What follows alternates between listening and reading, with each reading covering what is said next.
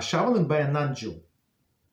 If one assumes that a Jew is not permitted to shovel snow on Shabbos or lives where there is no Eruv, is one permitted to have a non-Jew shovel on Shabbos, snow for here on Shabbos? So generally, okay, so let me read that. He said it. Generally, whatever one is not, one may not do herself, she may not tell a non-Jew to do for her either, even when the prohibition is rabbinic. So period. So whatever we're not allowed to do ourselves, of course there are some exceptions. If it's for a mitzvah, if it's for the whole congregation, that's a little different. Or if it's danger to life or danger to health, so that's a little different, right? So for example, the danger to health, like in olden days, right? People live in Europe, right? All Ashkenazim live in Europe, and it's very cold, very, very cold. It's like in Canada in many places. So it's like almost like Canada, or even colder than in Canada in the winter. So of course this stove, like wooden stove, would not go for so many hours. Okay, maybe till midnight. I don't know. Like there were no any insulated houses, or so like most of the people. So they would have a non-Jew to come on their house and start the stove. Absolutely.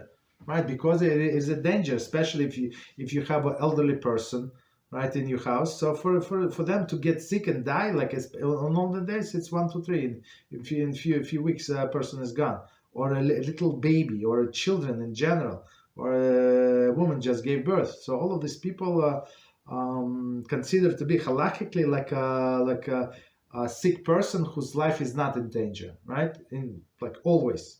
So children up to certain age, like it depends on what opinion we go, but let's say until 5 or 6 years old, they always in danger. So you can do for them many things, right? But according to other opinions, so if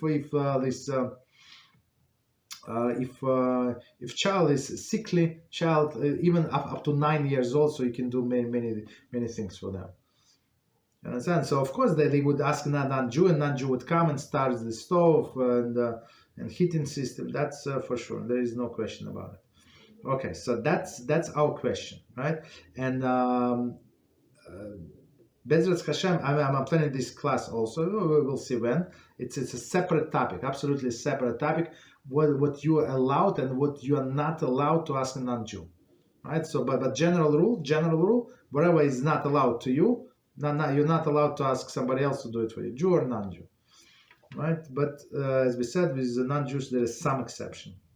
However, there is certain dispensation when it is permitted. For a great need in double quotes, some opinion allow non-Jew to violate rabbinic prohibition. So we clearly see it is rabbinic. Okay, rabbinic prohibition for a Jew. Moreover, a non-Jew is permitted to move Muktzeh if it is to clear space, such as one wishes to walk there. Okay, so there are different kind of different types of the Muktzeh, and some of them. So you can ask a non-Jew to move it, or you can move it indirectly and stuff like that. Okay. Additionally, some of the opinion that the task that is prohibited because of the tircha may be done through a non-Jew. Okay.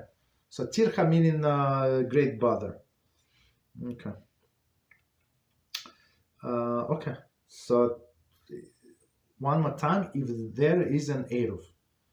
And so now when the more we read, the more we understand why the prices of the houses and the house in an area enclosed by in the eruv, the kosher eruv, they could be 25 and 30% more. Like eruv stops here on this street, so like across the street it priced 25% less. On this street, like 25% more. Why? Because it's enclosed in area. When they go into enclosed next street, I don't know, maybe in 10 years, maybe never. How do you know? That's a very interesting thing. Okay. Any questions on what we said before we continue? Okay, so no problem. So we continue. So almost done with topic of Shabbos. So it's of course it's only things that apply to women, but of course all the things apply to men, but specifically to women. Okay.